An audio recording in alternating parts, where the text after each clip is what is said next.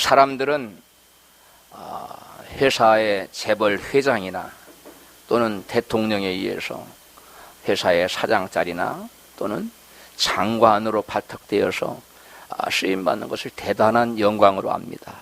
그렇지요?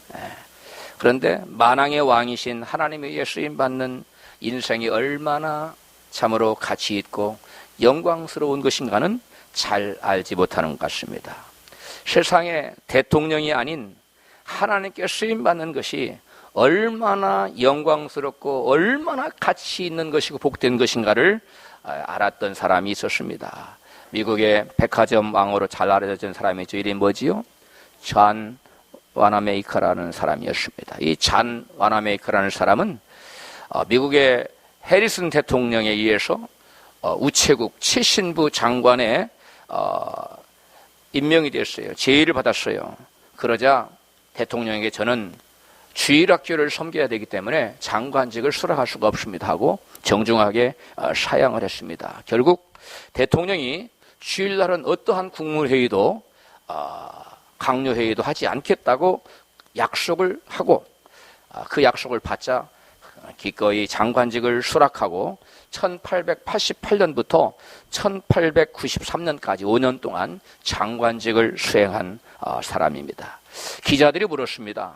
도대체 장관님은 이게 일국의 장관 자리를 뭔만 또 못하게 여겨요? 주일학교 교사만 또 못하게 여긴단 말입니까? 이렇게 질문을 던지자 그는 이렇게 대답했습니다. 교회학교 교사직은 내가 평생 동안 섬겨야 할 본업입니다. 그러나 장관직은 한두 해 하다가 말 부업에 불과합니다. 이렇게 대답을 했다는 것입니다.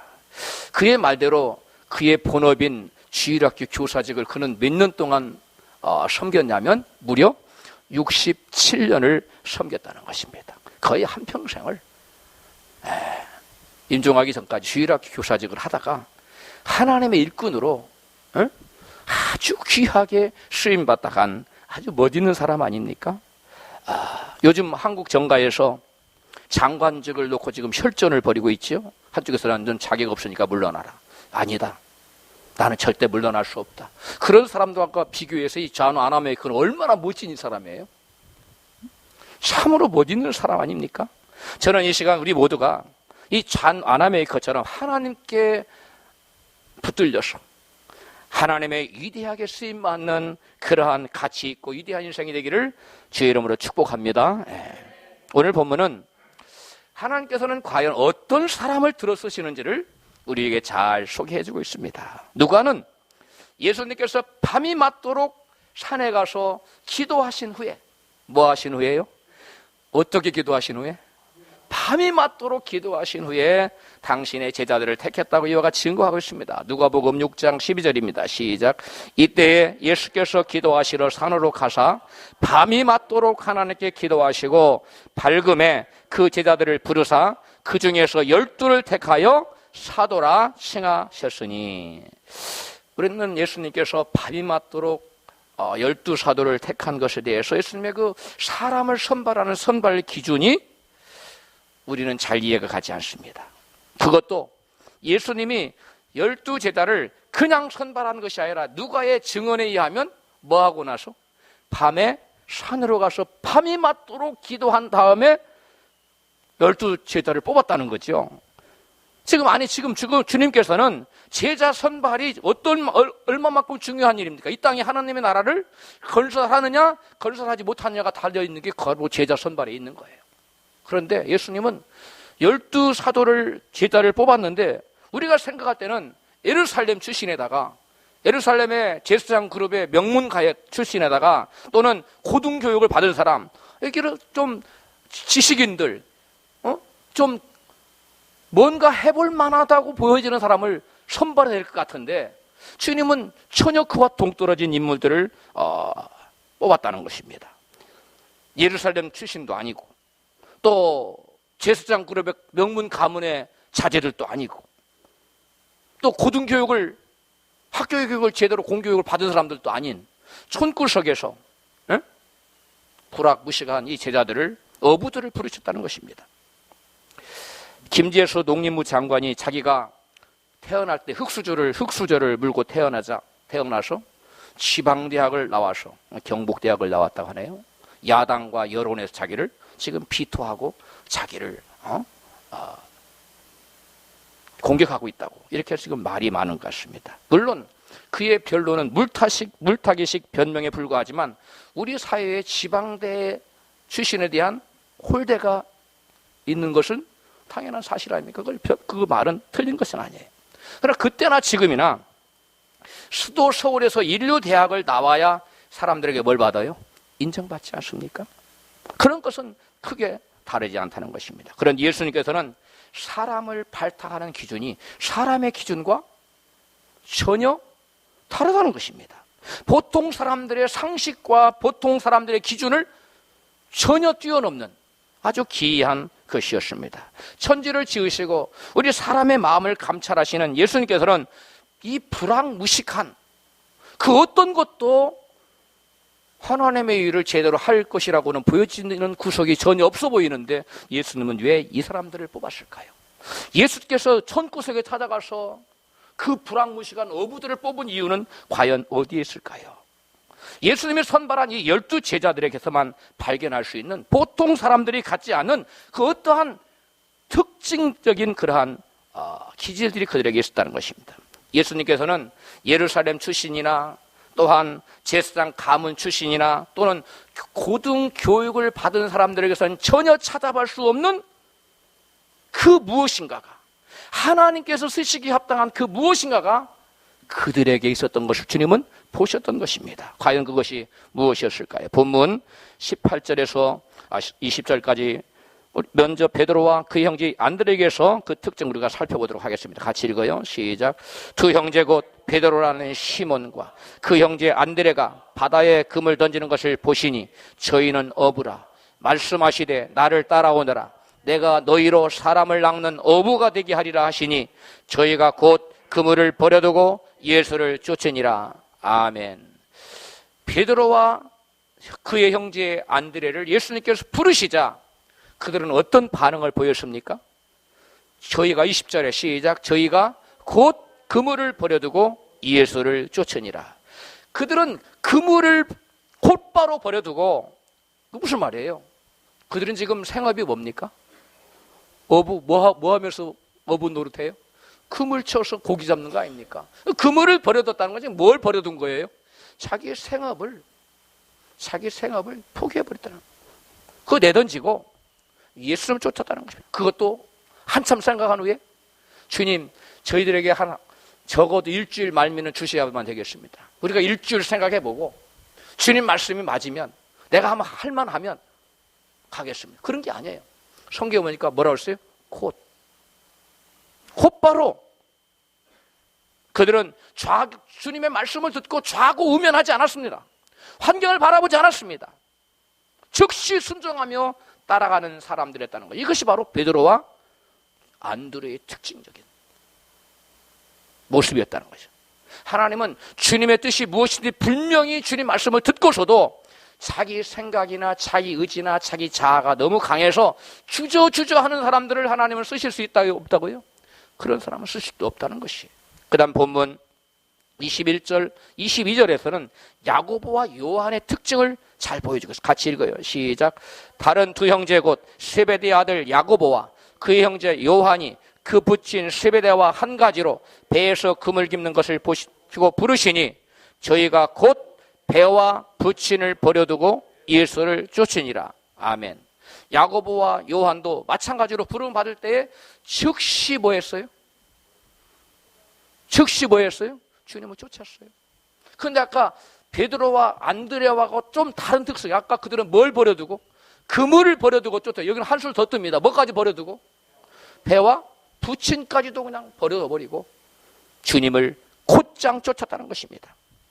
여러분, 우리가 여기에서 예수님께서 왜 예루살렘의 그 도시 출신들, 그리고 제사장 가문의 명문가 출신들, 그리고 고등교육을 받은 학식 있는 자들을 뽑지 않고 왜 저 손구석에 고기나 잡아먹고 그날 먹고 사는 이 어부들을 부르셨는가? 우리는 이 대목에서 알 수가 있는 겁니다. 여러분, 예루살렘의 제사장 가문 출신이나 여러분 고등교육을 받은 사람들이 나를 따라오느라니까 즉시 생업을 버려두고 부모를 버려두고 처자를 버려두고 주님 알겠습니다 아멘하고 쫓을 수 있었을까요? 여러분 상상할 수 없는 겁니다. 그들에게는 절대로 있을 수 없는 것. 예수님 바로 그러한 점을 보셨다는 것입니다. 그들의 상식으로는 전혀 불가능한 얘기 아닙니까? 아니, 신앙을 위해서 생업을 포기하고 부친을 버린다고? 말도 안 되는 얘기 아니야? 아마 그들은 있을 수 없는 일이라고 반발했을 것입니다. 그들의 이성과 상식으로는 뭐가 되지 않아요? 말이 되지 않기 때문에 그랬습니다. 그러나 베드로를 비롯한 제자들은 모두 그들의 생업과 가족까지도 포기하고 주님을 따랐다고 성경은 우리에게 증거하고 있어요. 마가복음 10장 28절입니다. 시작. 베드로가 여자와 가로되 보소서 우리가 모든 것을 버리고 주를 쫓았나이다. 예수께서 가라사대 나와 복음을 위하여 집이나 형제나 자매나 어미나 아비나 자식이나 전토를 벌인 자는 금세에 있어 집과 형제와 자매와 모친과 자식과 전토를 100배나 받되 핍박을 겸하여 받고 내세에 영생을 받지 못할 자가 없느니라. 아멘. 여러분, 구원받는 자가 많아요? 적어요? 많지 않습니다. 여러분, 확실하게 구원을 받는다고 주님께 보장의 말씀이 계시는 뭐냐면 베드로처럼 다른 제자들처럼 모든 것을 버려두고 주님을 쫓으면 그들에게는 이 세계에서도 복을 주고 영생의 복을 놓칠 자가 하나도 있다 없다? 하나도 없다고 주님께서 확실한 말씀을 주십니다. 여러분, 하나님의 쓰시기에 합당한 사람은 자기 생업과 자기 가정이나 부모나 자식을 먼저 생각하는 사람이 아니라는 것입니다. 바로 이 점이 예루살렘 출신이나 제사장 가문 출신이나 고등교육을 받은 학식 있는 사람들에게서 결코 찾아볼 수 없었던 아주 특이한 어촌의 촌부들만 가지고 있었던 특징이었다는 것입니다. 예수님께서는 또는 다른 제자들을 선발하실 때도 같은 기준을 적용하신 것을 마태는 이렇게 증거합니다. 마태복음 8장 19절입니다. 시작. 한 서기관이 나와 예수께 말씀하되 선생님이여 어디로 가시든지 저는 쫓으리이다. 이 각오가 대단해야 안 대단해요? 이 대단한 거 아닙니까? 근데 예수님의 답변을 20절 시작. 예수께서 이르시되 여우도 굴이 있고 공중의 새도 거처가 있으되 오직 인자는 머리 들 곳이 없다 하시더라. 예수님은 너는 나를 따르는 거, 예수님의 제자가 되는 거, 천국 백성이 되는 거, 그게 만만하게 쉽게 생각하지 말라는 것입니다. 네가 나를 그냥 얼렁덜렁 따라온다고 해서 네가 제자가 되고 구원받고 천국 가고 하나님의 나라의 일원이 된다고 생각하지 말라는 거예요. 예수는 말리고 있어요. 이 뉘앙스가 지금 적극 추천합니까? 말리고 있습니까? 말리고 있어요. 쉽게 생각하지 말라는 거예요.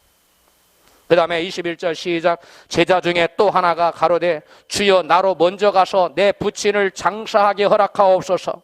예수께서 가라사대 때 죽은 자들로 저희 죽은 자를 장사하게 하고 너는 나를 쫓으라 하시니라. 아멘. 한 서기관이 주님의 제자가 되겠다고 자원하에 나섰습니다.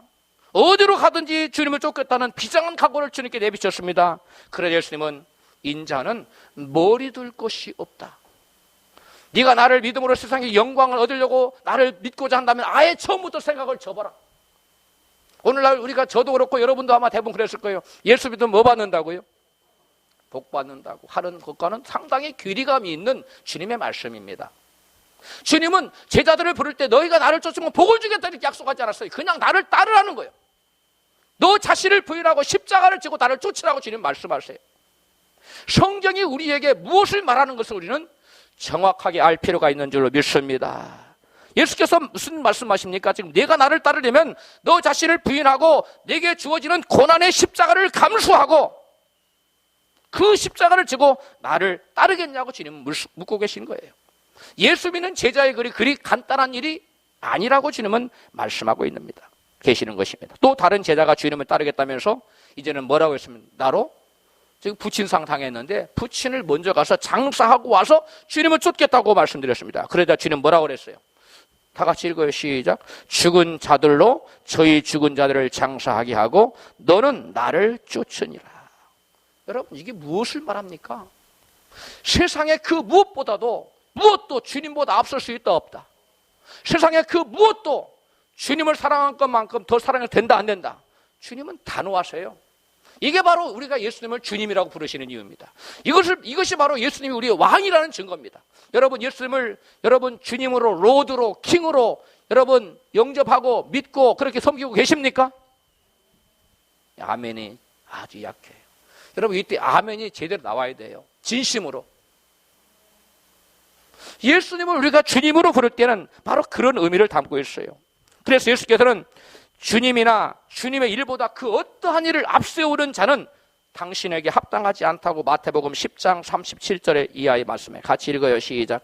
아비나 어미를 나보다 더 사랑하는 자는 내게 합당치 아니하고 아들이나 딸을 나보다 더 사랑한다 내게 합당치 아니하고 또 자기 십자가를 지고 나를 쫓지 않는 자도 내게 합당치 아니하니라. 아멘. 예수님의 제자가 된다는 것은 세상의 도덕률이나 인간의 이성을 뭐하고 부인하고 하나님의 말씀을 쫓아 사는 그런 자를 주님의 제자가 된다는 의미예요.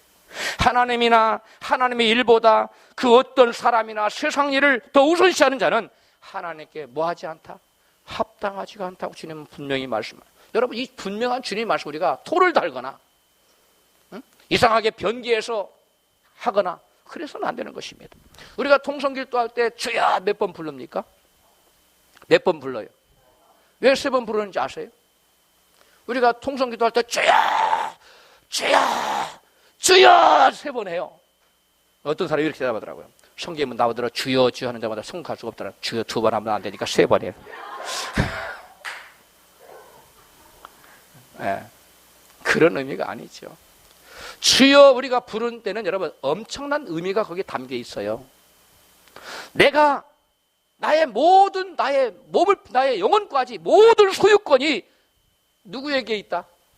주님께 있다는 거예요. 주님께로 주여 부르는 순간 다 넘어가는 거예요. 소유가. 믿으시면 아멘 하세요. 나의 모든 소유, 내가 가진 시간, 내가 가진 물질, 나의 건강, 나의 몸, 우리 자녀, 나의 생업, 기업 모든 것이 주여 할 때 이 모든 소유권은 주님 대신 당신께 권리가 있습니다. 당신이 모든 것을 소유 주십니다. 나는 단지 당신 것을 받아서 지금 케어하고 있는 뭐에 불과하다고? 청지기에 불과하다는 거예요. 이것이 주여 우리가 3번을 부르는 겁니다. 어떤 분은 성부, 성자, 성령, 삼위 하나님이니까 3번 부른다. 뭐 어떤 게 모르겠어요. 좌우지간 우리가 주여 부르는 그 의미 속에는 내 인생의 모든 것이 나의 것이라고 여겨지는 모든 것이 실상은 알고 보면 나의 것이 아니라 누구의 것이다? 하나님의 것임을 고백하는 여러분, 그러한 고백이에요. 여러분, 한국 선교사님들이 세계 만국에 가 있잖아요. 그런데 한국 사람들이 가 있는 모든 선교지에는 공통점이 있어요. 그 나라 말이 뭐 어떤 뜻이건 상관없어. 무조건 기도를 할 때는 주여부터 시작하는 거예요. 필리핀 사람도 몽골 사람도 뭐 하여간 아프리카 사람이고 모두 다 그들은 주여가 뭔지도 모르고 주여 3번을 하고 그 현지 사람들도 다 따라서 해요. 물론 주여가 이런 의미다 가르쳐줬겠죠.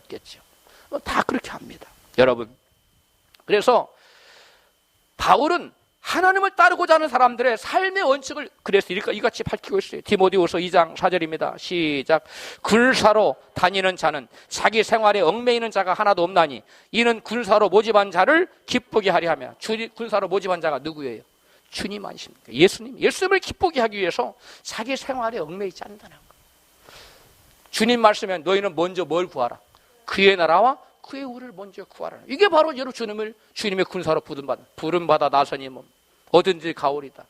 이게 바로 그리스도의 제자요, 그리스도의 신부요, 하나님의 나라에 속한 백성들의 삶의 모습이라는 거예요. 할렐루야. 믿는다 하면서도 여전히 세상 사람들의 가치체계와 삶의 방식을 따르는 사람은 진정으로 회개했는가를 자기 자신을 돌아봐야 돼. 이스라엘 백성들을 가나안 땅으로 인도해드린 위대하게 쓰임받은 하나님의 종이 있지요. 누굽니까? 여호수아 장군. 그는 철저히 인간의 이성을 십자가에 못 박았기에 하나님께 붙들려 쓰임받는 아주 대표적인 사람입니다. 창이란 요단강이 그 물살이 가득 차올려 3m가, 수심이 3m가 넘는 아주 깊고 제법 넓은 그런 강이었어요. 이런 강에 이스라엘 백성이 요단강만 넘으면 이제 가나안에 가는 거예요. 그런데 하나님께서 여호수아가 기도하 이렇게 말씀하죠. 너는 제사장들에게 언약궤를 메워가지고 지금 창이란 물이 흐르고 있는 막 넘실대는 물이 흐르고 있는 이 요단강으로 법궤를 메고 들어가라. 이게 지금 이해가 가요? 그때 보통 사람과 저 같으면 그랬을 것 같아요. 하나님, 저보다 더 능력이 뛰어나고 하나님과 가까이 계셨던 모세선 지도자께서 홍해를 건널 때도 호해를 뭐 하시고?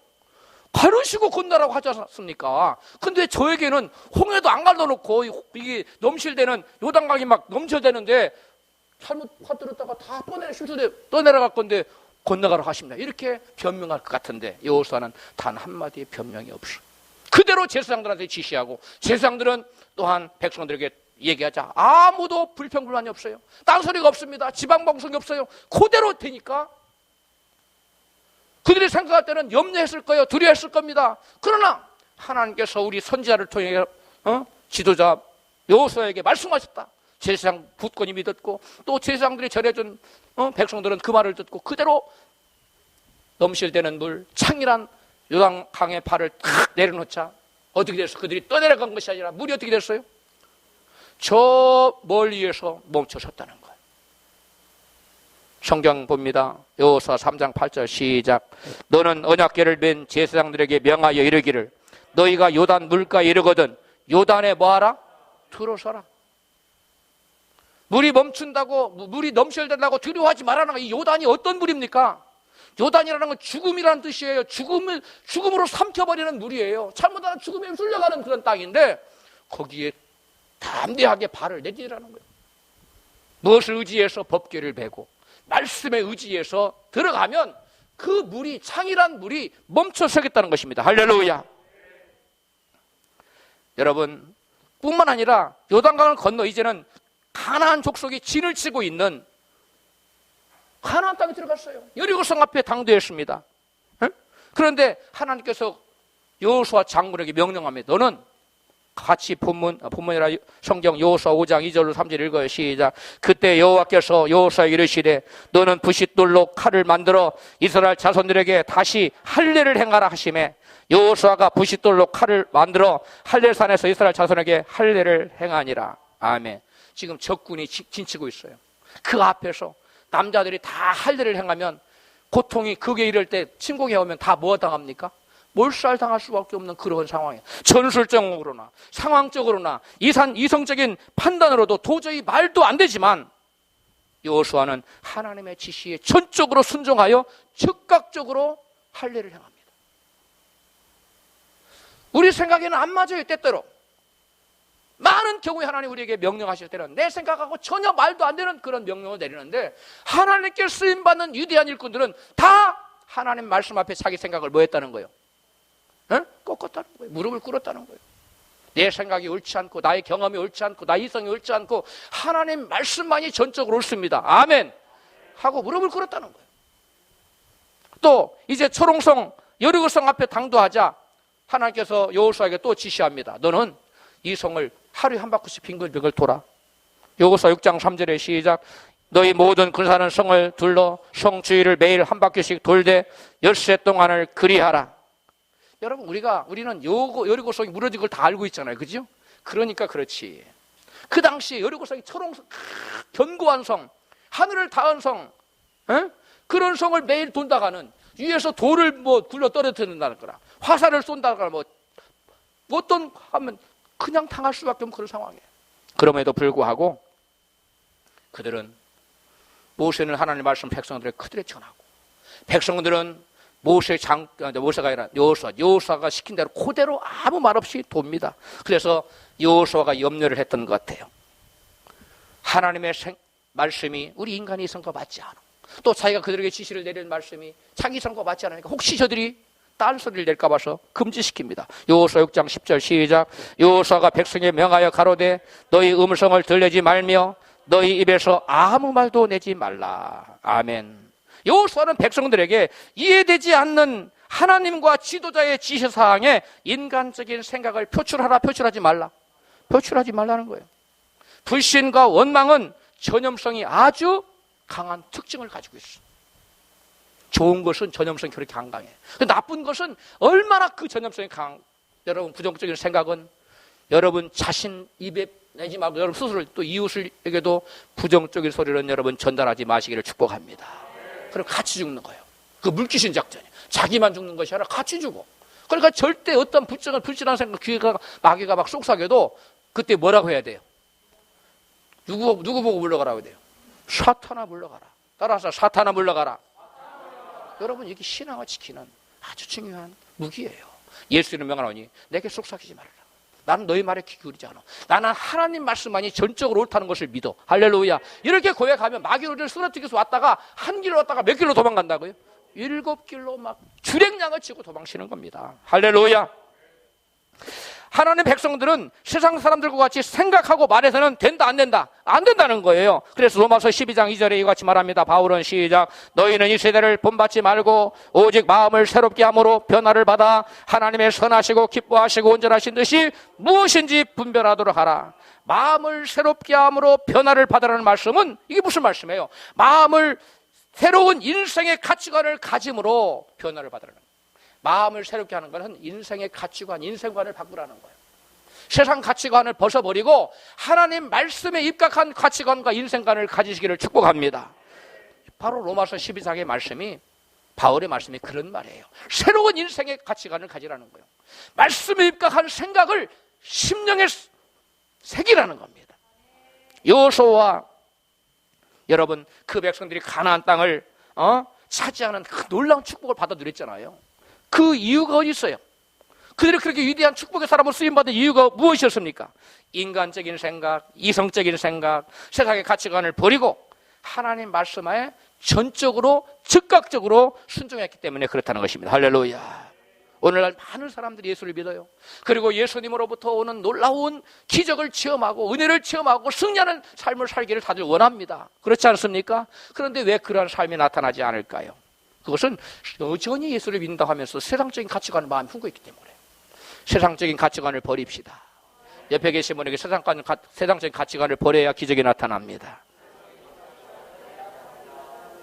할렐루야. 우리 주 예수님께서는 주님을 부르시며 즉각적으로 순종하는 사람에게 무엇을 약속하셨어요? 본문 18절로 19절입니다. 시작. 두 형제 곧 베드로를 하는 시몬과 그 형제 안드레가 바다에 금을 던지는 것을 보시니 저희는 어부라. 말씀하시되 나를 따라오너라. 내가 너희로 사람을 남는 어부가 되게 하리라.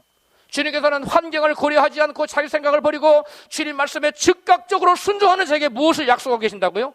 되게 하는 축복을 주겠다는 거예요. 되게 해주시겠다는 거예요. 하나님께 쓰임을 받는 자가 되게 해주시겠다는 거예요. 여러분이 하고자 하는 일을 주님께서 나타나 도와주시겠다는 거예요. 그래서 그 일이 이루어지도록 도와주시겠다는 것입니다. 사랑하는 성도 여러분, 여러분께서 여러분이 그 무엇인가를 이루려고 애쓴다고 그것이 다 되어집니까? 다 되어져요? 되는 일도 어쩌다가 한 번씩 있죠. 그러나 대부분 잘 안 되지요. 시편 기자 솔로몬은 그래서 이같이 말해요. 시편 127편 1절. 여호와께서 집을 세우지 아니하시면 세우는 자의 수고가 헛되며 여호와께서 성을 지키지 아니하시면 파수꾼의 경성함이 허사로다. 집을 세우는 것도 어렵습니다. 또 세울 사람은 집을 지키기도 어려워요. 근데 세우는 것도 누가 함께 해주셔야 돼요? 하나님 함께 그 성을 세워주셔야만 성을 세우는. 또 성을 세운 사람 그걸 지키려고 하는데 그것도 하나님이 내가 파수꾼 많이 세운다고 지켜지는 게 아니에요. 하나님이 지켜줘야만 지켜지는 겁니다. 할렐루야. 그래도 우리는 어떻게 해요? 내가 내 힘만으로 성을 세우려고 해요. 그러니까 안 되는 거예요. 내가 내 힘만으로 파수꾼을 많이 세워서 무언가를 지키려고 하니까 안 되는 거예요. 내 힘으로 말고 내게 힘 주시고 능력 주시고 되게 해주시는 주님을 의지해서 성을 세워나갑시다. 그리고 주님의 능력으로 무엇인가를 되게 해주신 그 하나님이 우리의 성을 지켜주시기를 원합니다. 할렐루야. 많은 사람들이 이렇게 하나 기도하지. 하나님, 저에게 물질을 주시면요 제가 교회 잘 섬기고 헌금도 많이 하고요. 또 건강을 주시면 제가 교회 봉사 많이 할게요. 이렇게 기도합니다. 여러분 어떻습니까? 그런데 주님은 그렇게 말씀하지 않아요. 너는 네가 먼저 드려라. 네가 먼저 봉사해라. 그러면 내가 너의 믿음을 보고 내가 너를 축복하겠다. 순서가 달라요. 주님은 네가 먼저 해. 나는 너의 믿음을 보고 할 거야. 왜냐? 내 멋대로 되리라. 믿음대로 되리라. 주님 약속하신 그 말씀대로 네가 믿음을 내게 보이면 너의 믿음대로 내가 너를 도와주고 이루어지게 할 거야. 근데 우리는 어떻게 해요? 주님이 내게 먼저 복을 주시면 내가 헌금 많이 할게요. 내가 봉사 엄청 할게요. 전도 많이 할게요. 주님은 그렇게 말씀하잖아요. 먼저 너는 그의 나라와 그의 의를 구하라. 그리하면 이 모든 것, 네가 원하는 것이 다 너에게 부어질 것이다. 할렐루야. 지금은 세종시가 되었어요. 옛날에 그게 제 친구 집이 있어서 충청남도 연기군 거기 제가 갔었는데, 여러 차례 갔었는데 조치원하고 가까워요. 그런데 거기에 제법 큰 교회가 있었는데 그 교회 권사님이 반신불수가 중풍을 맞아가지고 다리를 하나를 끌어요. 다리 하나 끌어야 움직이는 거예요. 질질 끌어야 되는 거야. 한 다리는 안 움직여지니까. 그 큰 교회에서 이제 신방을 하는데 이 권사님이 자기도 신방대원 따라다니겠다는 거예요. 근데 그 큰 교회라 1년 연초부터 대신방을 하면 3개월을 해야 신방이 이제 끝나는 거예요. 그런데 이분이 보통 사람보다 걸음이 한 4배나 느린 거예요. 그러니까 사람들은 한 5발짝 가다가 또 돌아보고 또 5발짝 가라. 그러면 그 권사님은 한 발을 질질 끌고 스르륵 소리를 내면서 따라오는 거예요. 그러니까 신방대원들이 답답하겠어요? 안 답답하겠어요? 그렇다고 권사님은 몸이 불편하니까 따라오지만 이렇게 할 수도 없고 그분을 모시고 다녔다는 거예요. 그러니까 신방도 많이 못 다녀. 이분 때문에. 워낙 속도가 느리니까. 그런데 어느 날 2달째가 됐어요. 이제 몇 달 남겨놓은 거예요? 1달 남겨. 2달을 열심히 그렇게 신방대원들 인내를 해가면서 신방을 하는데 뒤를 권사님이 빨리 안 돌아봤더니 발 끄는 소리가 안 들리는 거예요. 지금 뭐 한 거예요? 다리가 힘이 들어온 거예요. 할렐루야. 다리를 질질 끌지 않고 또박또박 권사님이 걸어오고 있더라는 거예요. 할렐루야. 그 권사님, 하나님 저 신방 다니고 싶어요. 제 병을 고쳐주세요. 그러면 신방 열심히 다닐게요. 그렇게 기도했습니까? 아니에요. 그냥 나도 성도님들 집에 가서 그 집을 위해서 기도해주고 싶고 나도 그분들을 위해서 하나님의 일을 하고 싶다는 그 마음에 불타는 소원 때문에 신방대원들이 눈치를 주거나 말거나 아랑곳하지 않고 2개월을 매일같이 하루도 빠지지 않고 주일만 빼고 신방을 다닌다는 거예요. 2개월이 딱 지났는데 하나님이 그의 무엇을 보시고 믿음을 보시고 중풍병을 그냥 일순간에 딱 고쳐버려요. 우리도 이 권사님처럼 먼저 믿음을 보이시는 저와 여러분 되십시다.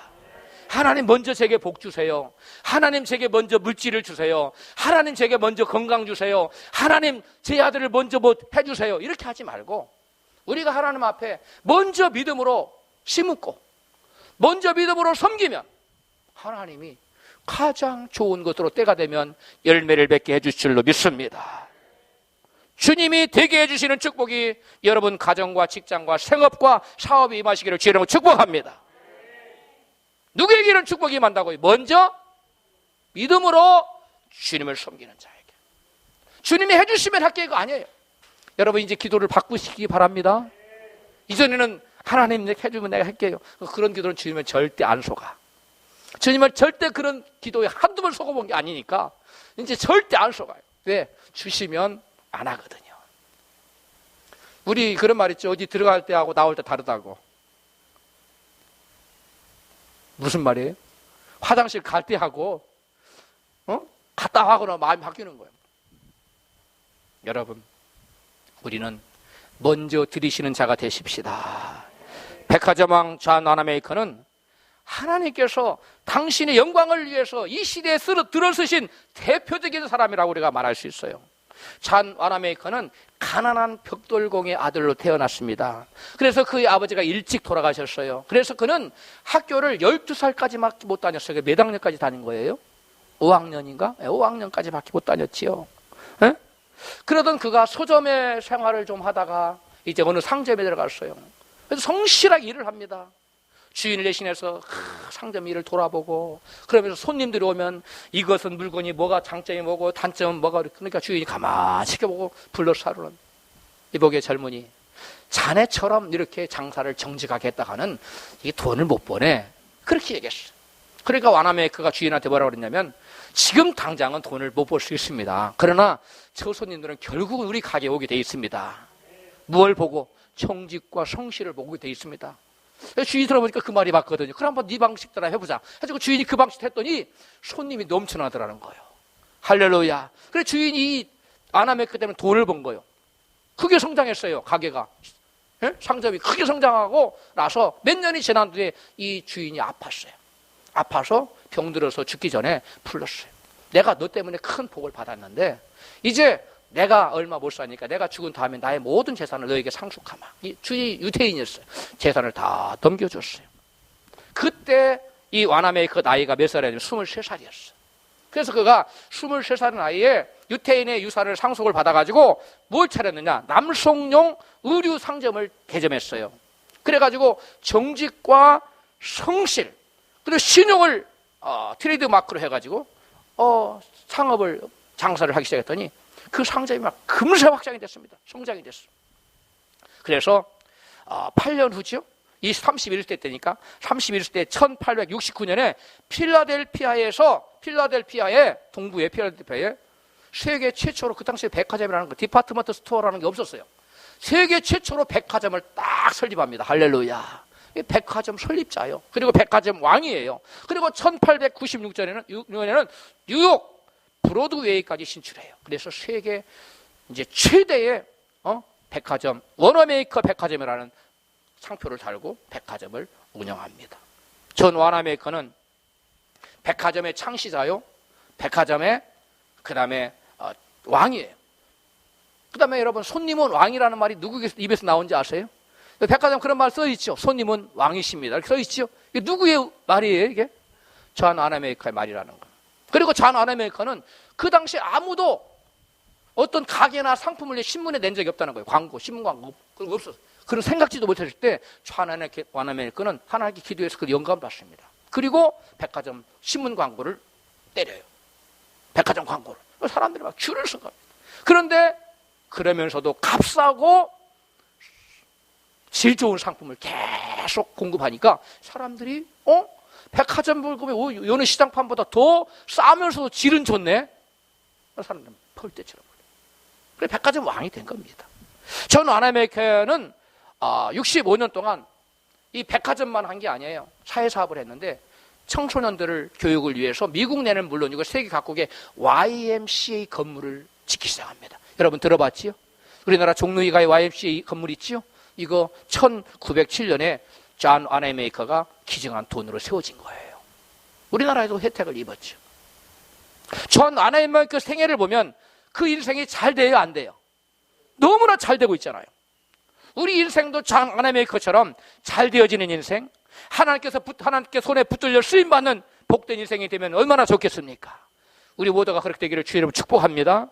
그러면 하나님께서 존 와나메이커를 그의 생애가 참으로 잘 되도록 축복하신 이유가 어디에 있을까요? 그의 전기를 읽어보면 이런 얘기가 나와요. 벽돌 공장에서 일하던 13살의 존에게 주일 날이면 교회에 갈 때마다 그 존의 마음을 아프게 하는 일이 있었다고 해요. 그게 뭐냐면 다름 아닌 교회로 가는 그 진입로가 굉장히 넓고 긴데 그 진입로가 비가 조금만 와도 이게 완전 진창이 돼버려. 무슨 진흙탕이 돼버리는 거. 막 신발 다 버리고 옷도 막 튕기고 막 이렇게 되는 거예요. 그런데 그 교회에 어른들이 많이 있었는데 아무도 그것을 아랑곳지 않고 그냥 다니는 거예요. 근데 이 존 와나메이커 어린 소년 몇 살짜리? 13살짜리가 무슨 생각을 하냐면 이것을 내가 벽돌로 깔아야 되겠다. 그래서 그 당시 매일 하루에 돈을 받고 벽돌 공구에서 일을 했어요. 일당을 받고 일당 받은 데 있어서 그 당시에 7센트를 뗐다는 거예요. 오늘날로 하면 한 3, 4천 원 되는 돈이에요. 그걸 떼가지고 벽돌 한 장을 사다가 매일 교회로 와서 기도를 하는데 가서 한 장 까는 거예요. 그 다음날도 일하고 7센트를 떼가지고 또 까는 거예요. 대단합니까? 안 대단합니까? 13살짜리가 그 어떤 어른도 경제적인 여유가 있는 어른들도 나몰라라는 판에 하루에 그 몇 푼을 벌겠어. 13살짜리가 벽돌 찍는 공장에 일하면서. 그래서 7센트 오늘날로 하면 2, 3천 원에 뭐 4천 원쯤 될 정도 몰라. 그 정도 돈을 떼가지고 그걸 가지고 까는 거예요. 벽돌을. 그거 다 깔겠다고. 그러니까 한참 벽돌을 까고 나니까 사람들이 이거 누구가 한 것이지? 알고 봤더니 꼬마 몇세 살짜리 와나메이커가 그때 어른들이 회개합니다. 우리가 하나님의 교회를 너무 등한히 하겠구나. 그래서 모든 어른들이 들고 일어나서 즉시로 깔아버렸어요. 그 넓고 긴 교회 진로를 벽돌로 포장을 쫙 했다는 거예요.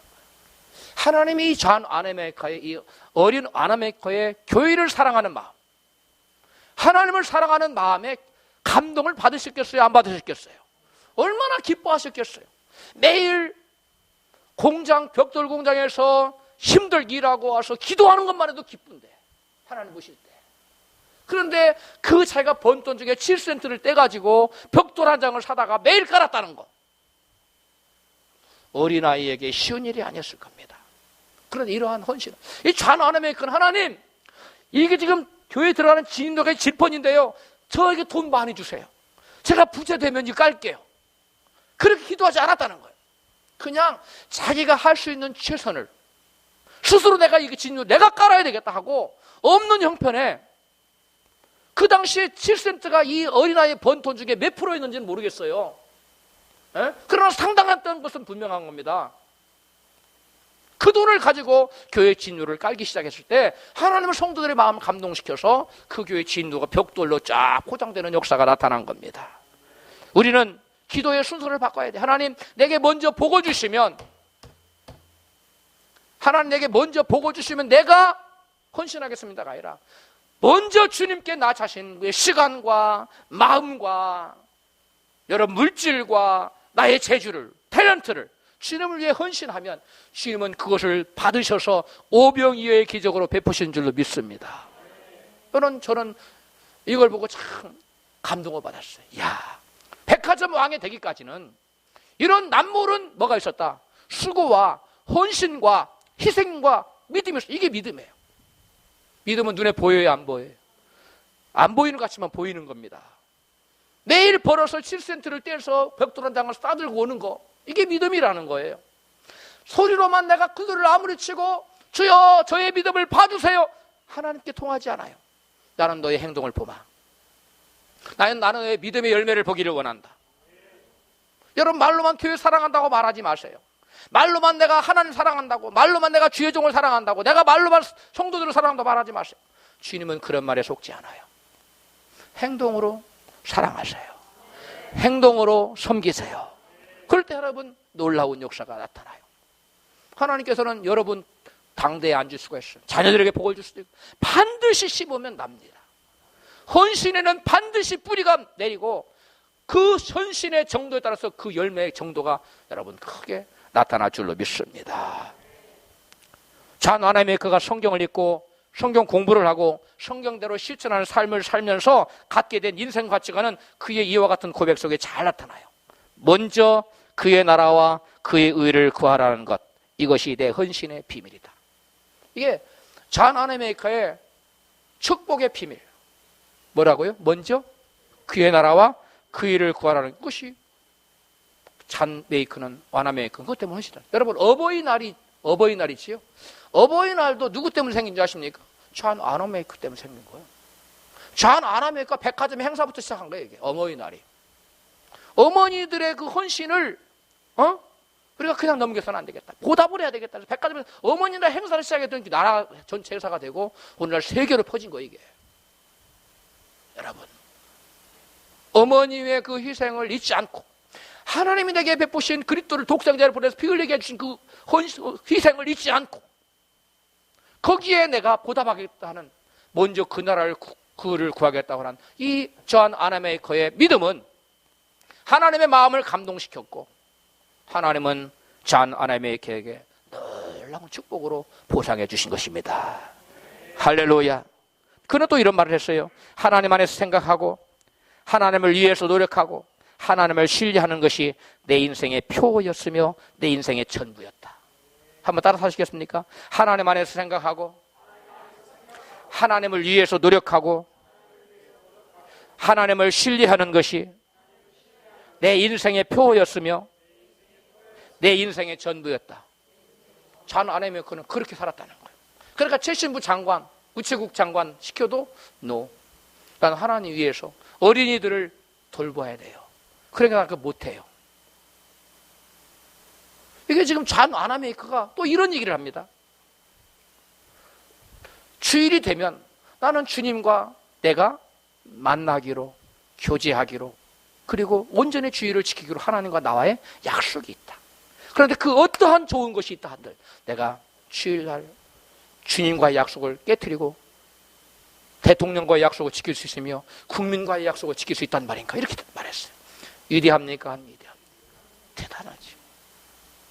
주님과의 약속을 내가 못 지키는 처지에 들어간다면 내가 어떻게 대통령과 약속을 지키고 내가 어떻게 국민들과의 약속을 지키고, 그래서 나는 70부 장관 못하겠다는 거예요.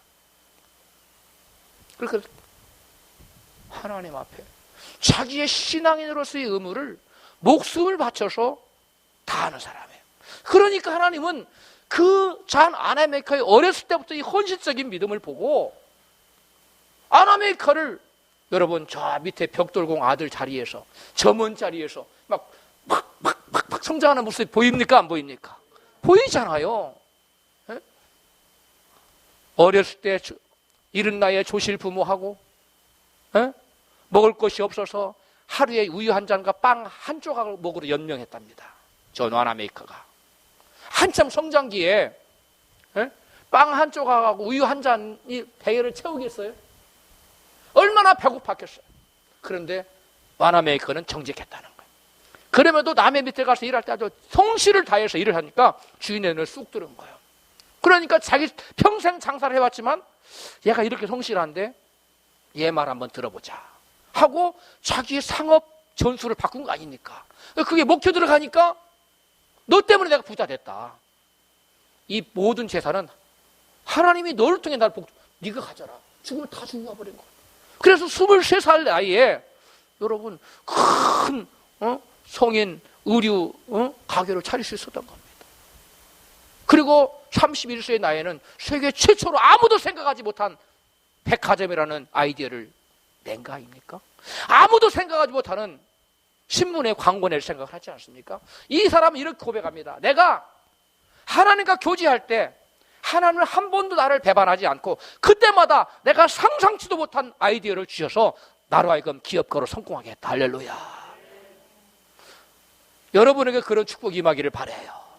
저에게도 그런 축복 임하기를 바라고, 그러기 위해서는 우리가 먼저 그 나라와 그를 구하는 사람이 돼야 돼요. 성경에서는 저는 제가 기도하면서 하나님 이런 그 컨셉으로 설교를 하라는 감동받았는데 이 내용이 없잖아요. 하나님 간절히 기도했어요. 어제 밤늦게까지 하나님이 기도하는데 저는 하나님의 거를 떠올리더라고요. 이걸 하라는 거예요. 그리고 하나님께서 여호수아를 떠올리면서 이 두 사람을 성도들한테 얘기해 주라. 어제 밤 늦게 새벽 2시쯤에 하나님 영감 쳐서 친 거예요. 내 생각대로 하지 않으려고 간절히 기도했을 때 하나님이 떠올린 사람이 전혀 생각지 못했던 와나메이커, 여호수아, 그들은 자기 생각을 다 버렸다는 거예요. 여러분 기적의 주인공 되기 원하십니까? 여러분 생각 버리세요. 여러분 경험 버리세요. 사람의 말을 쫓아가지 마세요. 하나님의 말씀을 쫓아가세요. 그러면 지금 당장 사람들이 웃어요. 저 바보 같다고, 광신자라고, 응? 저 사람 율법주의자라고. 여러분 그런 말에 개의치 마세요. 하나님 말씀에 그냥 무릎을 꿇어버리세요. 아나메이커처럼 사세요. 여러분 여호수아 장군처럼 바보같이 그냥 시킨 대로 하세요. 그건 하나님 책임져요. 그러나 하나님 안 될 것 같은데요, 괜히 물살이 막 굽이치는 요단강에 들어갔다 빠져서 어떻게 해요? 다른 방책을 주세요. 그럼 하나님 응답 없어요. 하나님 시킨 대로만 따라가세요. 그리고 그 여호수아의 제사장들, 여호수아가 시키니까 아무 말 없이 군말 없이 따라갔잖아요. 또 제사장들의 말을 들어 백성 또 군말 없이 그들을 줄줄 따라오잖아요. 지금 뭐 하기를 각오한 거예요? 죽음을 위해서 죽기를 각오한 거예요. 주의 말씀을 세우기 위해서 죽기를 각오한 거예요. 따라서 합시다. 주의 말씀을 세우기 위하여 죽기를 각오하자. 할렐루야. 1923년 1월 14일 존 아나메이커의 추도 예배 설교에서 그 당시 가장 유명했던 목사는 와드 솔트 박사였대요. 그 목사님이 이렇게 설교했어요. 그의 인생을 내가 돌아보니 크기의 놀라움을, 그 인생의 크기의 놀라움에 내가 놀라움을 감출 수가 없다. 그의 삶을 보니까 하나님 사랑, 성경 사랑, 교회 사랑, 어린이 사랑의 아름다운 빛이 계속 시대를 초월하여 흐르고 있다. 할렐루야. 무슨 사랑하면 손 벌려봐요. 손을 들어봐요. 처음에 무슨 사랑?